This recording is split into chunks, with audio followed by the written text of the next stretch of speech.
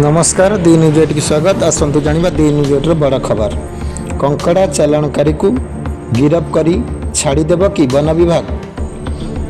2 गोटी गाड़ी 2 क्विंटाल अधिका कंकड़ा जबत कला वन विभाग। जम्बू रेंज अधीन नदी नाल घेरा जंगल रे थिबा सामुद्रिक जीव कंकड़ा गुड़िक एवं असुरक्षित हो पड़े।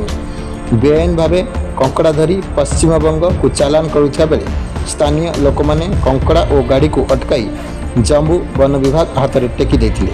किंतु एबे वन विभाग अभियुक्त मानक छाड़देवा योजना करुवा नहीं बारी हो पड़ानी, जहां नहीं परिवेश व्यतीत दुख प्रकाश कर। सूचना जनापड़े गतकाली राति 8 घटिका समय शिड़पुर छक निकट दीघा बस रे रामनगर 7टी बस्तार 2 क्विंटाल अधिक कंकड़ा 2टी ऑटोरे लोड करी शिड़पुर निकट में दीघा बस रे लदिबा को जाउथिबा समय आगरू खबर पाई जम्बू बनखण अधिकारी और किछि लोकंक सहयोग रे अनाचक चढ़ाऊ करी 2टी ऑटो जबत करने सहित 3 जन को गिरफ्त करी तदंत जारी रखिछन्ति। एमान हेले मृत्युंजय बाला बयस 20 वर्ष, आउ जणे हेला साइलेंट बेपारी बयस 70 वर्ष। एमानकर घर हेउछि रामनगर।